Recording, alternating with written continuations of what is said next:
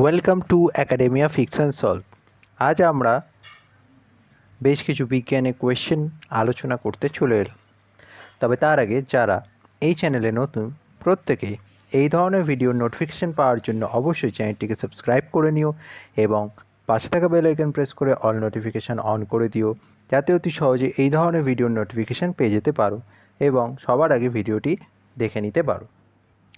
তাহলে আজকে প্রথম কোয়েশ্চেন সবাই দেখতেই পাচ্ছ। প্রথম কোয়েশ্চেন আমরা কি দেখতে পাচ্ছি?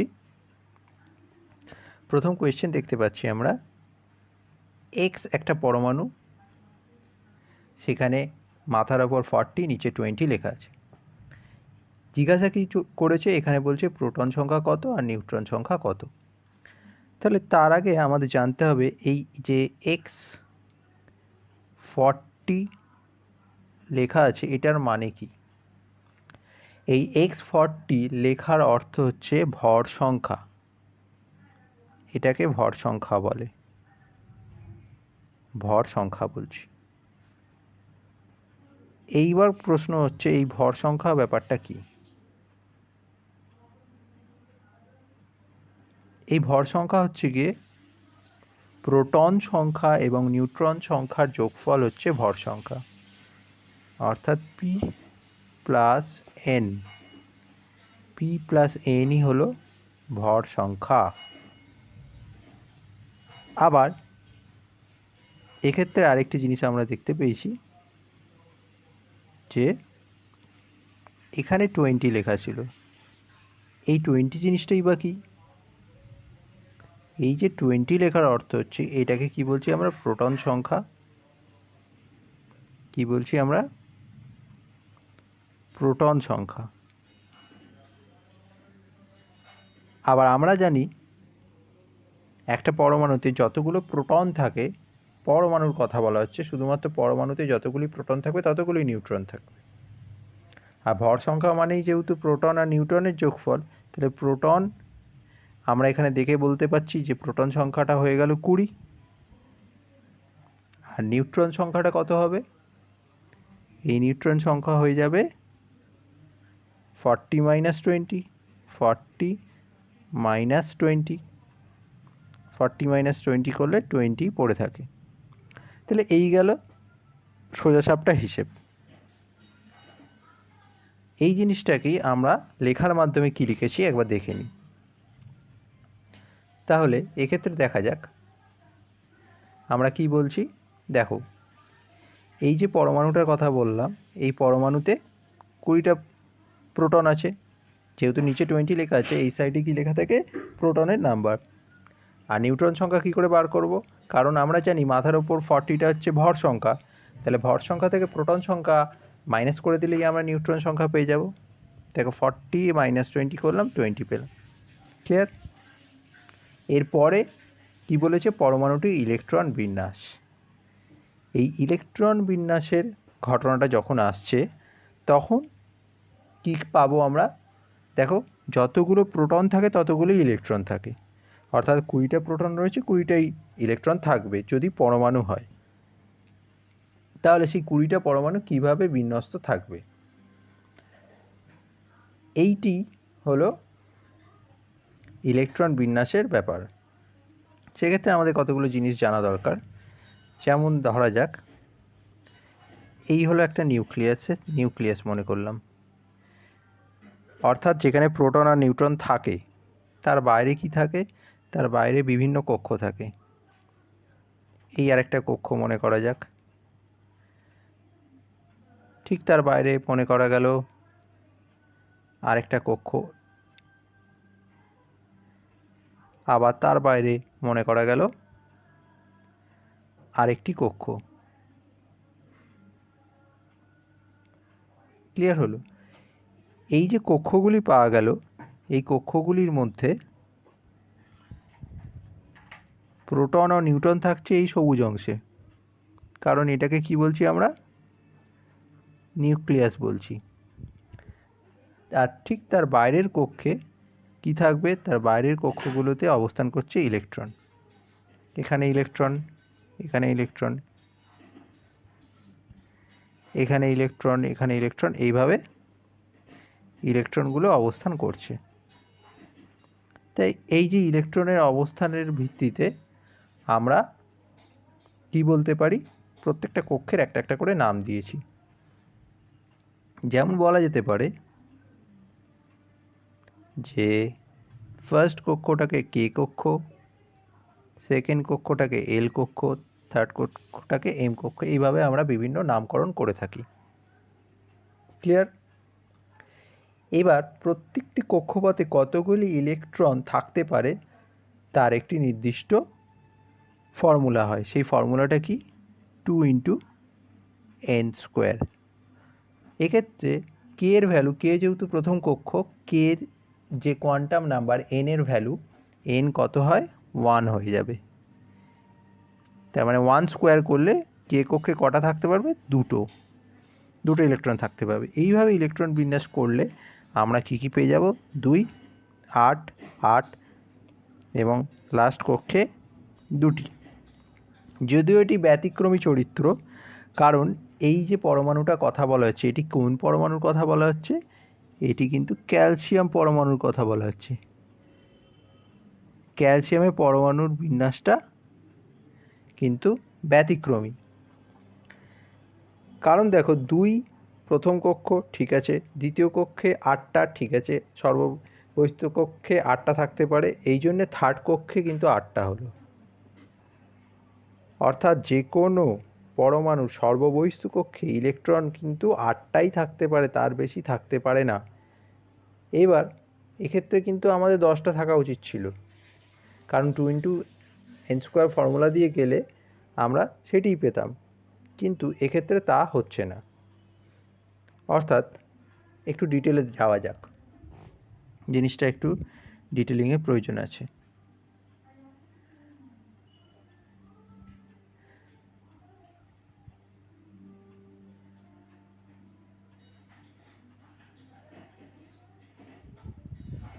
যেমন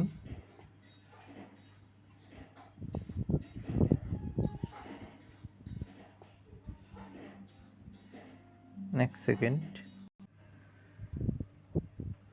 এক্ষেত্রে দেখা যাক আমরা পরমাণুর কে কক্ষ, এল কক্ষ, এন কক্ষ, কে,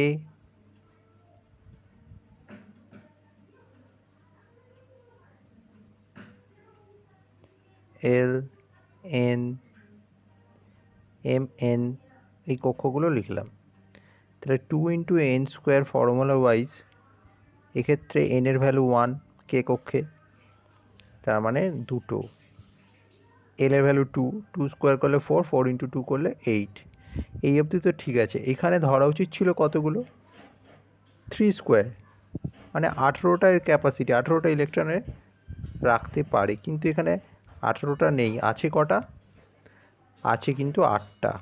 কারণ 18টা রাখতে পারে বলে, যেহেতু ক্যালসিয়ামে 20টা ইলেকট্রন রয়েছে টোটাল, তার মানে 8 আর 2 10 হয়ে গেছে, আর 10টা থাকার কথা ছিল, কিন্তু সর্ববহিস্থ কক্ষে 8টাই রাখতে পারবে।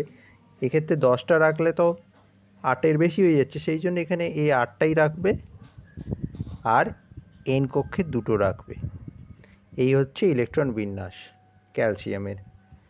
এটি ছিল একটি ব্যতিক্রমী ইলেকট্রন বিন্যাস। ক্লিয়ার হলো?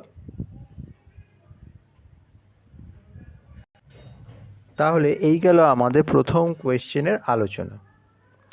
নেক্সট দেখে নেব আমরা। দেখো, একটি ক্লোরিন আয়ন, দেখো ক্লোরিনের মাথায় মাইনাস দেওয়া আছে, অর্থাৎ ক্লোরিন আয়নের কথা বলা হচ্ছে। ক্লোরিন আয়নের কথা বলা হচ্ছে। এক্ষেত্রে যদি একটুখানি এটাকে বড় করে দেখানো যায়, দেখো ক্লোরিন আয়নের কথা বলা হচ্ছে।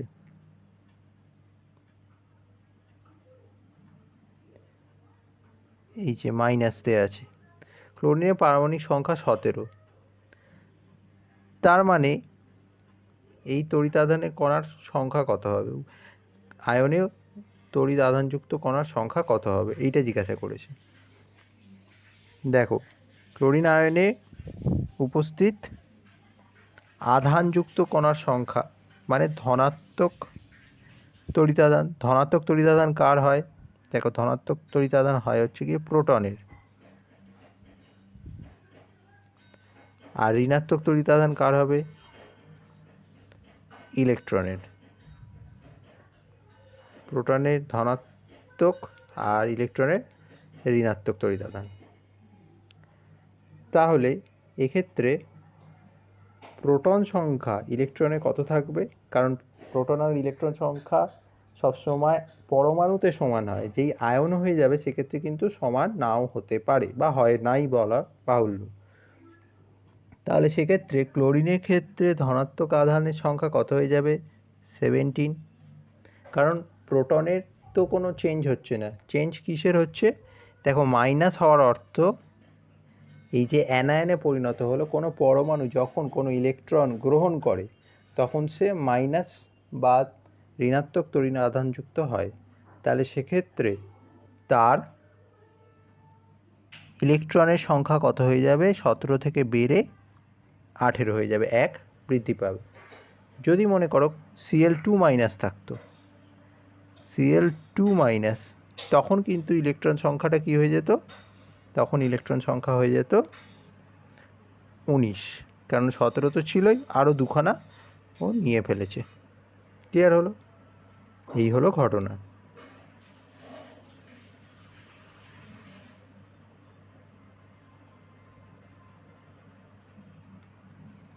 নেক্সট চলে আসবো আমরা, দেখো প্রোটন পরমাণু কোন অংশে থাকে? দেখো প্রোটন পরমাণুর নিউক্লিয়াসে থাকে। প্রোটন কোন অংশে থাকছে? পরমাণুর নিউক্লিয়াসে থাকছে, যেটাই আমরা একটা আলোচনার মধ্যে বুঝেছিলাম। যেমন মনে করো এই একটা নিউক্লিয়াস, ঠিক আছে, এই নিউক্লিয়াসের বাইরে কি থাকবে? নিউক্লিয়াসের বাইরে থাকবে হচ্ছে ইলেকট্রনের কক্ষপথ থাকবে, ইলেকট্রনের কক্ষপথ থাকবে। ক্লিয়ার? এই ইলেকট্রনের কক্ষপথগুলো থাকবে। এই যে নিউক্লিয়াসের কথা বলছি আমরা, এই নিউক্লিয়াস মানে এখানে কি থাকে? প্রোটন থাকবে, আর কি থাকবে? নিউট্রন থাকবে। মনে করো প্রোটন থাকবে আর নিউট্রন থাকবে।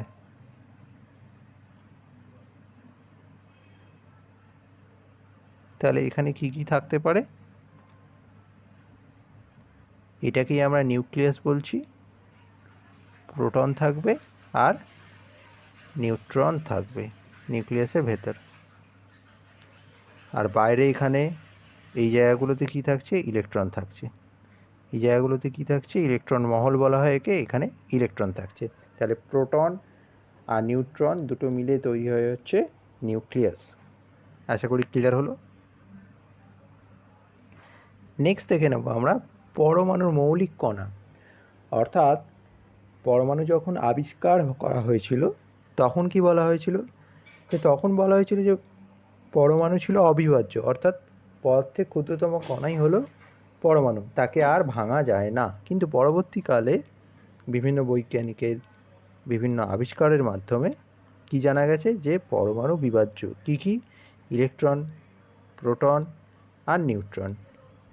এই ইলেকট্রনকে আমরা ই আকার দিয়ে অর্থাৎ ই দিয়ে প্রকাশ করি, প্রোটনকে পি দিয়ে প্রকাশ করি, আর নিউট্রনকে এন দিয়ে প্রকাশ করে থাকি। এই ইলেকট্রন হচ্ছে নেগেটিভ চার্জ অর্থাৎ মাইনাস চার্জ, প্রোটন হচ্ছে পজিটিভ চার্জযুক্ত, আর নিউট্রনের জিরো, কোনো চার্জ নেই।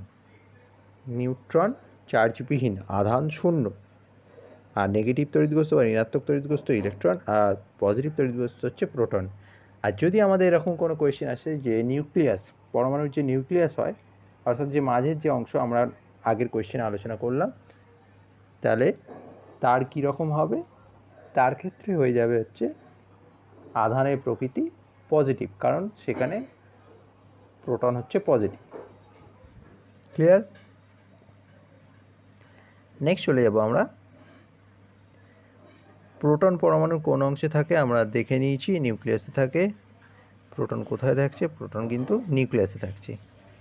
আচ্ছা, নেক্সট কোয়েশ্চেন আমরা দেখে নিলাম যে পরমাণুর নিউক্লিয়াসে কণাগুলি কী কী? প্রোটন, ইলেকট্রন আর নিউট্রন, এটা আমরা দেখে নিয়েছি। পরবর্তী কোয়েশ্চেন যে একটা সোডিয়াম পরমাণুর কথা বলা হচ্ছে। এই যে সোডিয়ামের সংকেত কি আগে আমাদের জানা দরকার। সোডিয়ামের সংকেত কি?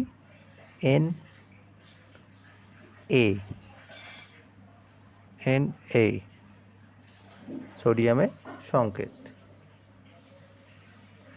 এ পারমাণবিক সংখ্যা বলছে 11, অর্থাৎ প্রোটন সংখ্যা 11 আর যদি ভর সংখ্যা বলা হয় সেটি 23 হয়।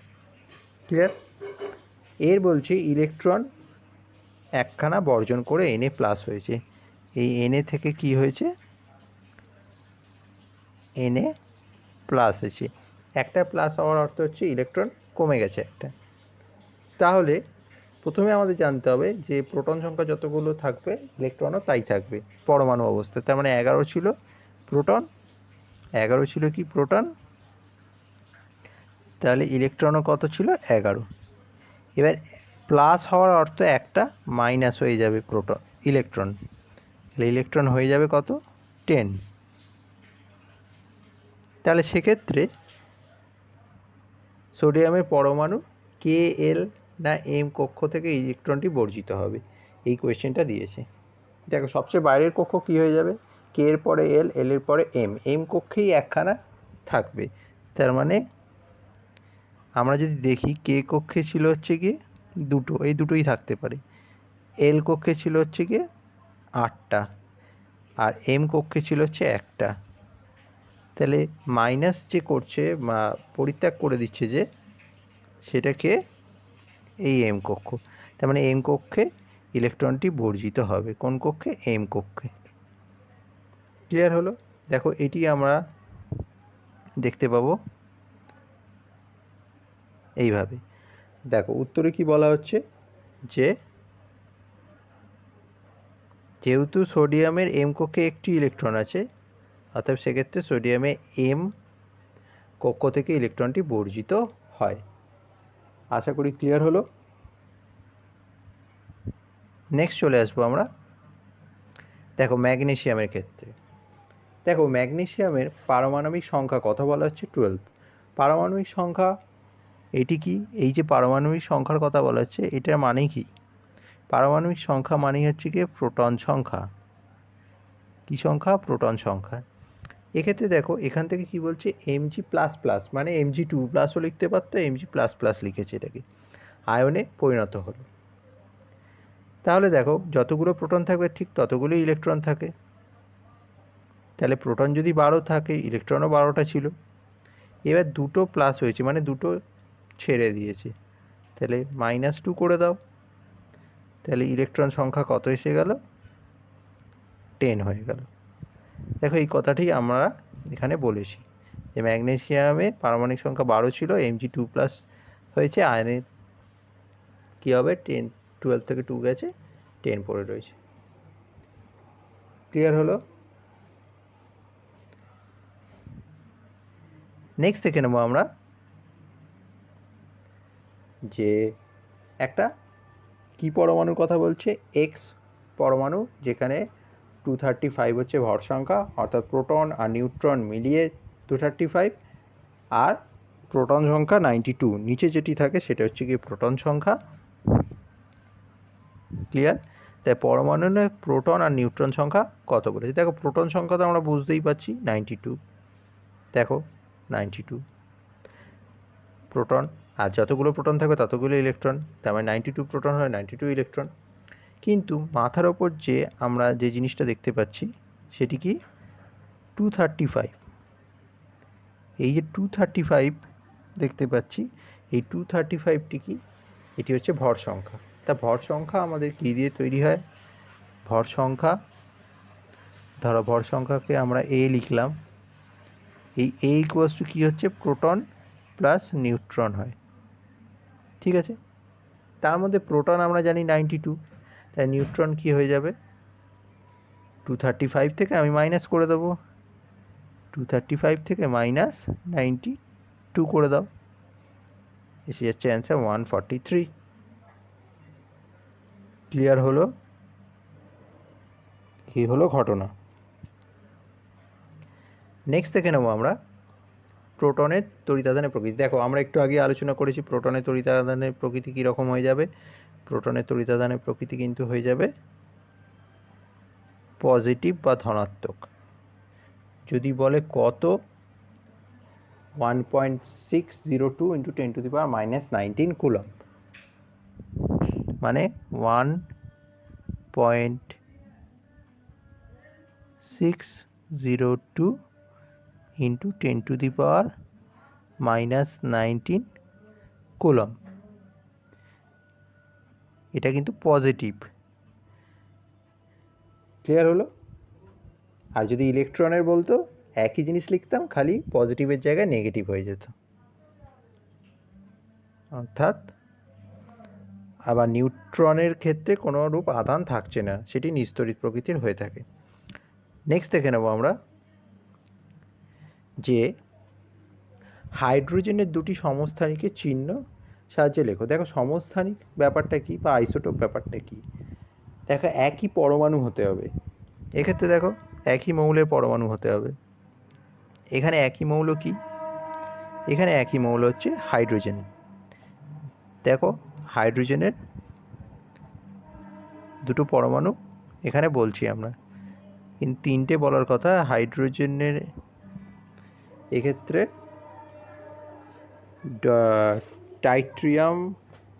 ডয়টেরিয়াম বলেছে, আর একটা প্রোটিয়াম হয়।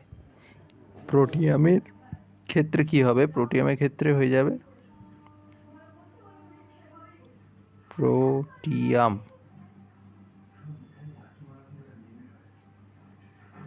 H11 এইটি। তিনটে সমস্থানিক হয়, এখানে দুটি সমস্থানিকের চিহ্নের কথা বলেছে, দুখানা লেখা রয়েছে, তিনটে হয়। ঠিক আছে, এক্ষেত্রে দেখো সমস্থানিক কাদের বলছি। সমস্থানিক হচ্ছে মৌলটা একই হবে, অর্থাৎ আইসোটোপ বা সমস্থানিক হচ্ছে গিয়ে একই মৌল হবে এবং তাদের প্রোটন সংখ্যা এক। মানে প্রোটন সংখ্যা 1 হবে এটা বলা হচ্ছে না, প্রোটন সংখ্যাটা সেম হবে, একই হবে। ক্লিয়ার হলো? কিন্তু ভর সংখ্যা আলাদা হবে। দেখো এক্ষেত্রে প্রত্যেকটা ভর সংখ্যা ডিফার করছে একে অপরের থেকে।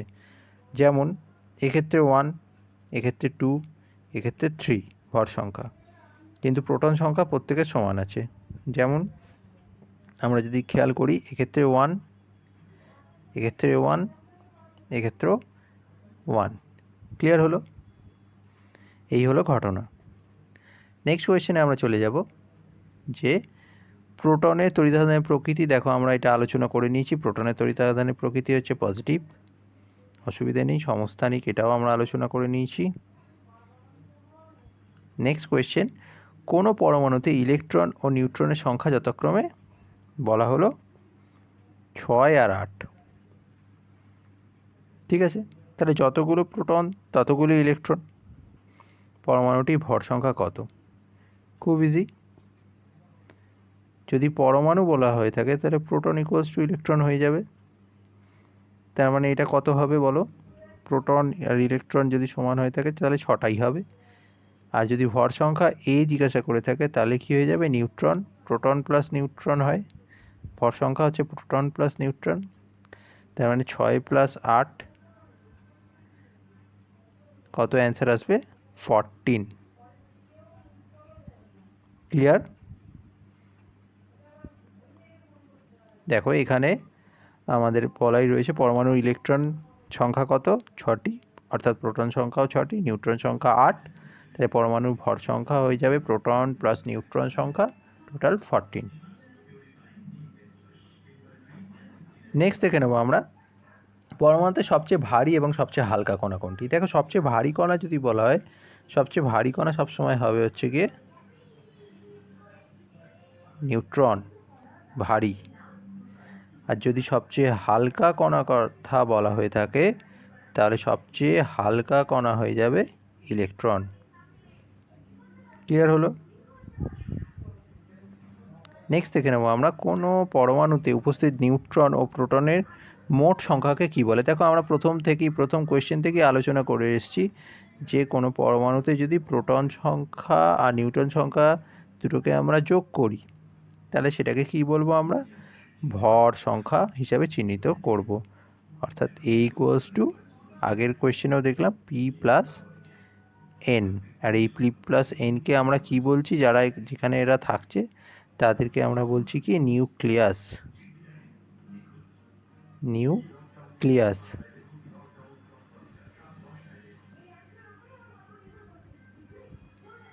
ক্লিয়ার। নেক্সট দেখে নেবো আমরা, দেখো ক্যালসিয়াম পরমাণুর কথা। এই কোয়েশ্চেনটাও হিসাব মতো প্রথমেই আমরা আলোচনা করে নিয়েছি। ক্যালসিয়াম পরমাণু 40-20 ওটাকে এক্স হিসেবে দিয়েছিল, তো এক্ষেত্রে আমাদের ইলেকট্রন বিন্যাসটা লিখতে বলেছে। দেখো যেটা আমরা পুরোটা এক্সপ্লেন করে নিয়েছি, K2L8M8N2, এই হলো ঘটনা। নেক্সট দেখে নেবো আমরা, একটি মৌলের পারমাণবিক সংখ্যা যদি 11 হয়, দেখো পারমাণবিক সংখ্যা 11 হওয়ার অর্থ কি? পারমাণবিক সংখ্যা 11 হওয়ার অর্থ প্রোটন সংখ্যা 11, প্রোটন 11। তাহলে এম কক্ষপথে কটি ইলেকট্রন থাকবে? দেখো এম কক্ষপথ বলতে কে এল এম, এক্ষেত্রেও আমরা আলোচনা করে নিয়েছি, এখানে একটি মাত্র ইলেকট্রন থাকবে। কারণ এটা কার কথা বলা হচ্ছে? এটি কিন্তু বলা হচ্ছে সোডিয়ামের কথা। সোডিয়াম আমরা আগে আলোচনা করে নিয়েছি, সোডিয়ামের ক্ষেত্রে 2,8,1 হয়। তাহলে কে এল এম, তাহলে এম কক্ষপথেই একখানা ইলেকট্রন থাকার কথা। নেক্সট দেখে নেবো আমরা পটাশিয়াম। দেখো পটাশিয়ামের ক্ষেত্রে প্রোটন, নিউট্রন এবং ইলেকট্রনের সংখ্যা কত? দেখো সবার প্রথমে এখানটা দেখো, সবার প্রথমে যে জিনিসটা আমরা লক্ষ্য করব 19, এটি কি? Proton number. প্রোটন আর ইলেকট্রন সংখ্যা সমান হয় পরমাণুর, প্রোটন আর ইলেকট্রন দুটোই 19 হবে। প্রোটন আর ইলেকট্রন যদি 19 হয়, আর এটি কি হয়ে যাবে? এই যে জিনিসটি, এটি কি হয়ে যাবে? এটিকে কি বলে? আমরা ভর সংখ্যা বলছি, এটিকে ভর সংখ্যা বলছি। A equals to proton plus neutron বলছি, যার মধ্যে প্রোটন আমরা জেনে গেছি 19 হবে। তাহলে নিউট্রনের সংখ্যা কত হয়ে যাবে? নিউট্রনের সংখ্যা হয়ে যাবে আমাদের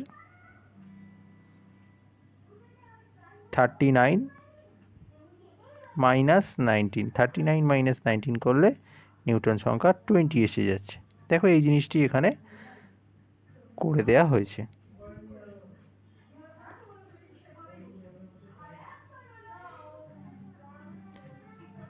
ক্লিয়ার। নেক্সট থেকে নেব আমরা, কোনো পরমাণুতে কেন্দ্রকীয় কণাগুলি একত্রে ধরে রেখেছে কোন বল? অর্থাৎ কেন্দ্রকীয় কণা, অর্থাৎ কেন্দ্রের কণা বলতে প্রোটন আর নিউট্রনের কথা বলা হচ্ছে। এই প্রোটন এবং নিউট্রনের কথা বলা হচ্ছে, প্রোটন আর নিউট্রনের কথা বলছে। এদেরকে যে ধরে রেখেছে সেই বলটা কোন বল? সেই বলটা হচ্ছে গিয়ে নিউক্লিয় বল। ক্লিয়ার হলো? পরবর্তী কোয়েশ্চেন, ইলেকট্রনের আধানের পরিমাণ। দেখো ইলেকট্রনের আধানের পরিমাণ, এটিও আমরা আলোচনা করেছি, প্রোটন দিয়ে করেছিলাম, যেটা ছিল প্লাসে 1.602 × 10⁻⁻19 কুলম্ব। সেই জিনিসটাই ইলেকট্রনের ক্ষেত্রে মাইনাস হয়ে যাবে, অর্থাৎ যেহেতু এটি ঋণাত্মক তড়িৎগ্রস্ত হয়ে থাকে। নেক্সট থেকে নেব আমরা, পরমাণুর মৌলিক কণাগুলির মধ্যে আধানবিহীন কণা কোনটি? দেখো আধানবিহীন বলতে নিস্তড়িত কণার কথা বলা হচ্ছে। পরমাণুর মৌলিক কণা বলতে ইলেকট্রন, প্রোটন ও নিউট্রনের কথা বলছে, প্রোটন, নিউট্রন আর ইলেকট্রনের কথা বলা হচ্ছে। আর যখনই আমরা বলছি আধানবিহীন কণা, আধানবিহীন কণা মানে নিউট্রন, অর্থাৎ নিস্তড়িত কণার কথা বলা হচ্ছে। ক্লিয়ার হলো? নেক্সট থেকে নেব আমরা নিউক্লিয়ন। দেখো নিউক্লিয়ন ব্যাপারটা কি? কাকে আমরা নিউক্লিয়ন বলছি? যেটা আমরা ভর সংখ্যা বলছিলাম সেই দুটোকে মিলিয়ে, নিউক্লিয়াসে উপস্থিত প্রোটন ও নিউট্রনকে মিলিয়েই আমরা নিউক্লিয়ন বলে থাকি। আর এতে একসাথে ধরে রাখছে কি? নিউক্লিয় বল। নেক্সট দেখে নেব, কোনো পরমাণুর এম কক্ষের সর্ববহিস্থ কক্ষ হলে, মানে এমটা হচ্ছে সবচেয়ে বাইরের কক্ষ, তাহলে ওই কক্ষে কতগুলো ইলেকট্রন থাকতে পারে? দেখো এক্ষেত্রেও আমরা আলোচনা করে নিয়েছি যে কে কক্ষে কটা থাকতে পারে। কেতে এন এর ভ্যালু কত? 1। ফর্মুলা কি 2 ইন্টু এন স্কোয়ার। তাহলে এনের ভ্যালু 1 হলে দুটো থাকতে পারে। এতে এনের ভ্যালু কত? 2। তাহলে 2 ইন্টু এন স্কোয়ার ফর্মুলা বসালে কত হচ্ছে? 8টা। ঠিক তেমনই কে এর পরেই এর ক্ষেত্রে এনের ভ্যালু হয়ে যাবে 3। তাহলে এই যে 3 ভ্যালু এলো, তাহলে 3 ইন্টু এন স্কোয়ার করে দিলে 18। 3 ইন্টু এন স্কোয়ার করলে 18। এই হলো ঘটনা। আশা করি ক্লিয়ার হলো।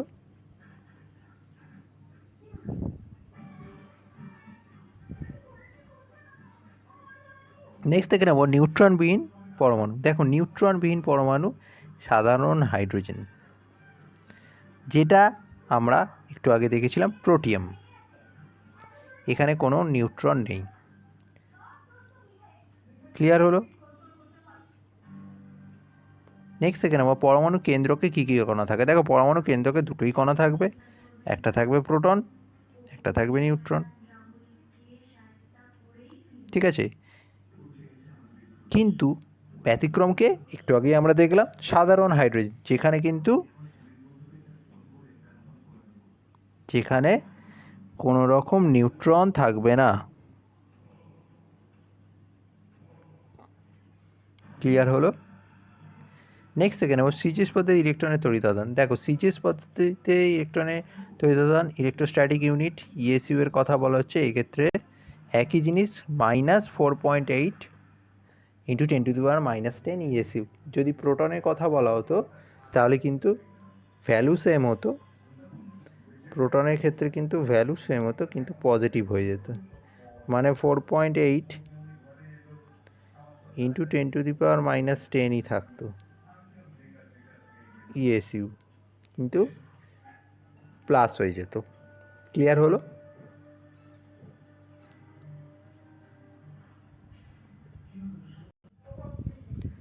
দেখো নেক্সট কোয়েশ্চেন আমরা দেখতে পাচ্ছি যে sodium ion, chlorine ion, calcium পরমাণু এবং কার্বন পরমাণুর মধ্যে কোনটি নিউক্লিয়াইড।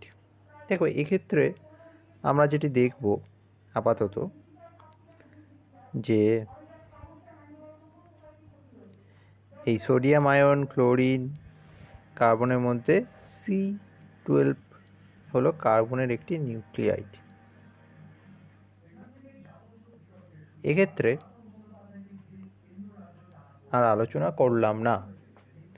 পরবর্তী পর্যায়ে ইলেকট্রন মহল। দেখো ইলেকট্রন, আমরা এটাও বলেছি যে ইলেকট্রন মহল কাকে বলছি? যে নিউক্লিয়াসকে কেন্দ্র করে, অর্থাৎ প্রোটন ও নিউট্রনকে কেন্দ্র করে যে বাইরে ইলেকট্রনগুলি ঘুরপাক খাচ্ছে পরমাণুতে, তাকেই আমরা কি বলছি? ইলেকট্রন মহল হিসেবে চিহ্নিত করেছি।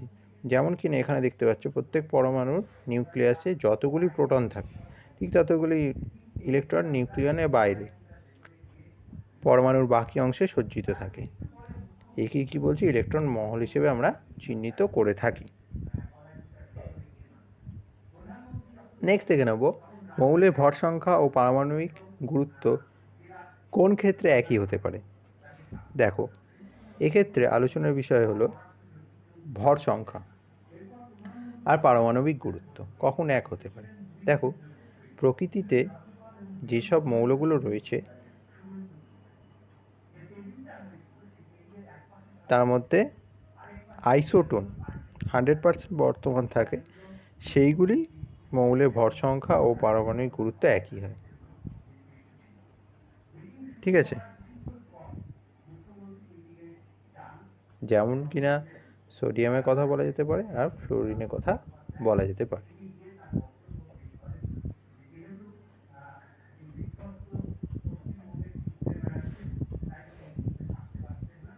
নেক্সট দেখে নেব আমরা মৌলের, আচ্ছা এটি আমরা আলোচনা করলাম।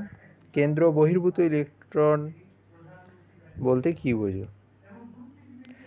ইলেকট্রন মহলের কথাই বলা হচ্ছে। এক্ষেত্রে আলাদা করে কিছু বলার নেই। পরমাণু নিস্তরিত হয়, কারণ নিস্তরিত হওয়ার একটা কারণ থাকে। কি কারণ? যতগুলো প্রোটন থাকে ততগুলোই ইলেকট্রন থাকে, তবেই পরমাণু নিস্তরিত হয়। মানে প্রোটন আর ইলেকট্রন ইকুয়াল হলে তবেই সেটা নিস্তরিত হয়ে যাবে, নাহলে যে কোনো একটা চার্জ যুক্ত হয়ে যাবে। আর কেন্দ্র বহির্ভূত ইলেকট্রন বলতে কেন্দ্রক বা নিউক্লিয়াসের বাইরে ইলেকট্রন থাকে তার কথাই বলা হচ্ছে। নেক্সট দেখে নেবো আমরা। আচ্ছা, এদের মধ্যে সম ইলেকট্রনযুক্ত বা আইসো ইলেকট্রন কাদের বলা হয়? অর্থাৎ যাদের ইলেকট্রন সংখ্যা সমান হবে তাদেরই আইসো ইলেকট্রন বলবো আমরা। আইসোটোপে কি ছিল? আইসোটোপে ছিল হচ্ছে গিয়ে পরমাণু মৌলগুলো একই হতে হবে এবং তাদের পারমাণবিক সংখ্যা বা প্রোটন সংখ্যা সেম বা এক হতে হবে এবং ভর সংখ্যা আলাদা হতে পারে। আবার ভর সংখ্যা সমান হলে তাদের আমরা আইসোবার বলি, আবার ইলেকট্রন সংখ্যা সমান হলে তাদের আমরা সম ইলেকট্রন যুক্ত বা সম ইলেকট্রনিক বা আইসো ইলেকট্রনিক বলে থাকি। যেমন পটাশিয়ামের ক্ষেত্রে দেখা যাক। পটাশিয়ামের ক্ষেত্রে কিন্তু 19 এবং K প্লাস হয়েছে, অর্থাৎ একটা কমে যাবে 18। সেরকমই ক্লোরিনের ক্ষেত্রে কী হয়ে যাবে? ক্লোরিনের ক্ষেত্রে পরমাণু হচ্ছে কি 17, কিন্তু দেখা গেছে যে ক্লোরিন পরমাণু হিসাবেই রেখে দিয়েছে, অর্থাৎ এক্ষেত্রে 17টাই থাকছে। আবার আর্গনের ক্ষেত্রে দেখা যাচ্ছে হচ্ছে গিয়ে 18। এক্ষেত্রেও এটি আর্গন যদিও একটি নিষ্ক্রিয় গ্যাস, ইলেকট্রনের কোনো আদান প্রদানের প্রশ্নই ওঠে না। ফ্লুরিনের ক্ষেত্রে কিন্তু আমরা যেটা দেখতে পাচ্ছি যে 10টা হয়েছে। তার মানে এক্ষেত্রে সম ইলেকট্রনিক কথাটি দিলেও কোনোটি কিন্তু সম ইলেকট্রনিক নয়, কারণ প্রত্যেকেরই ইলেকট্রন সংখ্যা কারোর সাথে কারোরই মিলছে না। পরমাণু কীভাবে আয়নে পরিণত হয়? দেখো, পরমাণু ইলেকট্রন ত্যাগ বা ইলেকট্রন গ্রহণ এর মাধ্যমে আয়নে পরিণত হতে পারে। পরমাণু কিসের মাধ্যমে আয়নে পরিণত হতে পারে? ইলেকট্রন ত্যাগ বা ইলেকট্রন গ্রহণের মাধ্যমে। যদি একটা ইলেকট্রন ত্যাগ করে, দেখো আয়নে পরিণত প্লাস হয়ে গেল। যদি একটা ইলেকট্রন গ্রহণ করে, ক্লোরিন একটা ইলেকট্রন গ্রহণ করলো, নিয়ে ক্লোরিন আয়নে পরিণত হয়ে গেল। প্লাসটাকে আমরা বলছি ক্যাটায়ন, বা ইলেকট্রন যখন ত্যাগ করে তখন তাকে আমরা ক্যাটায়ন বলে থাকি, আর যখন ইলেকট্রন গ্রহণ করে তখন তাকে আমরা অ্যানায়ন বলে থাকি। ক্লিয়ার? আচ্ছা, এক্ষেত্রেও আয়নগুলির মধ্যে সম্পর্কটা দেখতে বলেছে, ফ্লুরিন, অক্সিজেন এবং সোডিয়ামের মধ্যে। দেখো, এক্ষেত্রে কী হয়? ফ্লুরিন, অক্সিজেন এবং সোডিয়ামের ক্ষেত্রে, ফ্লুরিনের ক্ষেত্রে হচ্ছে গিয়ে 8টি হয়ে যাবে, কারণ 9টি ইলেকট্রন থাকে, যার মাধ্যমে মানে ফ্লুরিনের ক্ষেত্রে 9টি ইলেকট্রন থাকে, কিন্তু সেটা কী হবে? একটা নিয়েছে, মাইনাস হয়েছে মানে একটা নিয়েছে, তাহলে সেক্ষেত্রে কী হয়ে যাচ্ছে? ফ্লুরিনের ক্ষেত্রে 2,8 হয়ে যাবে। আবার যদি আমরা অক্সিজেনের কথা বলি, সেক্ষেত্রে -2 মানে দুটো নিয়েছে, অক্সিজেনে কিন্তু 8 থাকে, তার মানে 2,6 থাকে। তাহলে 2,6 থাকলে আরও দুটো নিয়েছে, 2,6,2 করলে হচ্ছে গিয়ে এটা 8 হয়ে যাচ্ছে, 2,8। আর সোডিয়ামের ক্ষেত্রে দেখো প্লাস হয়েছে, সোডিয়ামের ক্ষেত্রে প্লাস হওয়ার অর্থ হচ্ছে কি 11 থাকে, 11 থেকে 1 চলে গেলে 10 পড়ে থাকে, মানে 2,8ই পড়ে থাকে। 2,8,1 থাকছে, কিন্তু সেক্ষেত্রে কিন্তু এইটা আর থাকছে না, এটা বেরিয়ে যাচ্ছে, তার মানে 2,8। তার মানে প্রত্যেকটারই ইলেকট্রন বিন্যাস সমান হয়ে যাচ্ছে, এই জন্য এদেরকে আমরা আইসো ইলেকট্রন বলে থাকি। নেক্সট দেখে নেবো আমরা যোজ্যতা ইলেকট্রন। সবচেয়ে বাইরের কক্ষের ইলেকট্রনকেই বলছে যোজ্যতা ইলেকট্রন, অর্থাৎ যে ইলেকট্রনটা আদান প্রদান করতে পারে সেটাই হচ্ছে কি যোজ্যতা ইলেকট্রন। রাসায়নিক বিক্রিয়ায় অংশ নেয়, এ দেখো, তাকে আমরা যোজ্যতা ইলেকট্রন বলে থাকি। ক্লিয়ার? মানে যার উপর ভিত্তি করে কোনো মৌলের যোজ্যতা নির্ণয় করা যাচ্ছে সেটি হচ্ছে গিয়ে যোজ্যতা ইলেকট্রন। আচ্ছা, পরমাণুর মৌলিকত্ব। দেখো, পরমাণুর মৌলিকত্ব মানে পরমাণুর মৌলিকত্ব কিসের উপর নির্ভর করবে? দেখো, পরমাণু ক্রমাঙ্ক মানে প্রোটন সংখ্যা, পারমাণবিক সংখ্যা, বা এটাকে কি বলি আমরা? প্রোটন সংখ্যার উপর নির্ভর করে মৌলিকত্ব। আচ্ছা, প্রোটন সংখ্যা যদি কোনোভাবে চেঞ্জ করা যায় তবে কী হবে? পরমাণুটি পরিবর্তিত হতে পারে। নেক্সট থেকে নেব আমরা 3টি পরমাণুর ভর দেওয়া আছে, 31, 32 এবং 34। ক্লিয়ার? আর নিউট্রন সংখ্যা দেওয়া আছে 15, 16 এবং 16। তার মানে এই পরমাণু 3টির মধ্যে কোন দুটি আইসোটোপ। দেখো আইসোটোপ হওয়ার অর্থ কী হবে? আইসোটোপ হওয়ার অর্থ হলো প্রোটন সংখ্যা সমান হবে। প্রোটন সংখ্যা সমান হবে। দেখো 31 মাইনাস 15 করলাম, কত হলো? 16। আবার 32 মাইনাস 16 করলাম, 16।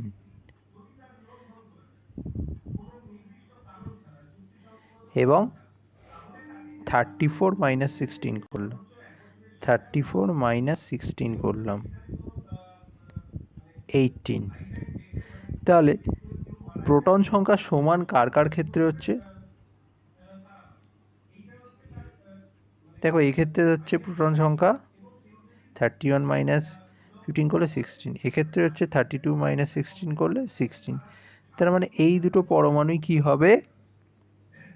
এই দুটো পরমাণুই একে অপরের আইসোটোপ হবে, যেটি আমরা আলোচনার মাধ্যমে পরবর্তী ধাপে বোঝানো হয়েছে। দেখো এক্ষেত্রে আমরা বুঝিয়েছি যে এখানে পরমাণু তিনটির মধ্যে একই ঘটনা মাইনাস করা হয়েছে, একটা ক্ষেত্রে 16 আরেকটা ক্ষেত্রে 16 এবং তৃতীয় ক্ষেত্রে 18 বেরিয়েছে। তাহলে সেক্ষেত্রে আমরা যদি আইসোটোপের কথা বলি, পরমাণু তিনটির মধ্যে প্রথম দুটি পরমাণু কোনো মৌলে আইসোটোপ হবে। ক্লিয়ার হলো? নেক্সট থেকে নেব আমরা পারমাণবিক ভর একক কাকে বলে। দেখো পারমাণবিক ভর একক আমরা কাকে বলবো? কোনো মৌলের একটি পরমাণুর প্রকৃত ভর কেই আমরা পারমাণবিক ভর একক বলি। 1 AMU ইকুয়ালস টু কী হয়? 1.66 ইন্টু 10⁻⁻24 গ্রাম। নেক্সট দেখে নেব আমরা নিউক্লিয় বল কি। দেখো নিউক্লিয়াসের মধ্যে যে বল থাকছে সেটাই হচ্ছে নিউক্লিয় বল, অর্থাৎ নিউক্লিয়নগুলির মধ্যে যে আকর্ষণ বল কাজ করে পরমাণু কেন্দ্রকের মধ্যে ওদের দৃঢ়ভাবে আবদ্ধ রাখতে সাহায্য করছে, সেটাকেই আমরা কি বলছি? নিউক্লিয় বল হিসাবে চিহ্নিত করে থাকি। ক্লিয়ার? নিউক্লিয়ন বলতে প্রোটন ও নিউট্রন বোঝায়। নেক্সট থেকে নেব ভারী জল। দেখো D2O বা ডয়টেরিয়ামকে আমরা ভারী জল বলছি। এই ডয়টেরিয়ামটা কি? এই ডয়টেরিয়ামটা হচ্ছে হাইড্রোজেনের আইসোটোপ। কিসের আইসোটোপ? হাইড্রোজেনের আইসোটোপ। ডয়টেরিয়ামকে D2O সংকেত দ্বারা চিহ্নিত করা হয়ে থাকে। ক্লিয়ার?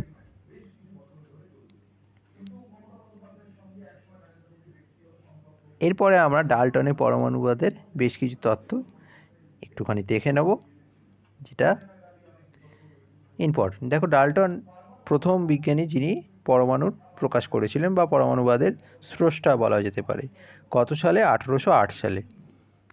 তিনি কি বলেছিলেন? যে যতগুলো পরমাণু আছে সব পদার্থই অসংখ্য ক্ষুদ্র অবিভাজ্য নিউট্রন কণা দ্বারা গঠিত, যেটা পরবর্তীকালে আবার ভুল প্রমাণিত হয়েছে। সেই ক্ষুদ্রতম কণার নাম পরমাণু দিয়েছিলেন। এই পরমাণুগুলো কী করবে? রাসায়নিক প্রক্রিয়া দ্বারা ভাঙা যায় না, ধ্বংস করা যায় না বা সৃষ্টি করা যায় না। নেক্সট বলা হয়েছিল যে একই মৌলের পরমাণুগুলি ওজন ও ধর্ম একই হবে বা অভিন্ন হবে, আবার বিভিন্ন মৌলের পরমাণুগুলির ওজন ও ধর্ম বিভিন্ন হয়ে থাকবে। আর কি বলা হয়েছে? যে বিভিন্ন মৌলের পদার্থের পরমাণুগুলি পূর্ণ সংখ্যার সরলানুপাতে যুক্ত হবে। দেখো 1:2, 1:1, 2:3 এইভাবে যুক্ত হয়েছে, কখনো 1/2 1/4 এরমভাবে কিছু যুক্ত হয়নি। নেক্সট কি? একই মৌলের পদার্থের পরমাণুগুলি এক বা একের অধিক অনুপাতে যুক্ত হতে পারে। যেমন উদাহরণ হিসেবে এক্ষেত্রে NO, NO2, H2O, H2O2 বলা হয়েছে। ক্লিয়ার? দেখো এক্ষেত্রে পরমাণুর গঠনের ক্ষেত্রে আমরা বিভিন্ন যে কথাগুলো বললাম, ইলেকট্রন, প্রোটন ও নিউট্রন তিনটে মূল কণা। এই তিনটে মূল কণার মধ্যে সাধারণত দেখা গেছে যে সাধারণ হাইড্রোজেনের পরমাণুতে নিউট্রন নেই, বাকি প্রত্যেকটাতেই মোটামুটি নিউট্রন রয়েছে, যার মাধ্যমে ধনাত্মক তড়িৎযুক্ত হচ্ছে গিয়ে পরমাণু কেন্দ্রক, কারণ এই যাকে আমরা নিউক্লিয়াস বলছি, কারণ সেখানে শুধুমাত্র প্রোটন থাকে, আর তার বাইরে থাকে ইলেকট্রন মহল, যেটাতে শুধুমাত্র ইলেকট্রন থাকতে পারে। ক্লিয়ার? আচ্ছা, এরপরে এই পরমাণু কেন্দ্রকের কথা যা বলা, যে পরমাণু কেন্দ্রক আর রাদারফোর্ড তার আলফা পার্টিকেল রে বা সোনার পাতের যে আলফা কণার বিক্ষেপে পরীক্ষা করেছিলেন, তার মাধ্যমেই এই নিউক্লিয়াসের আবিষ্কার করেছিলেন।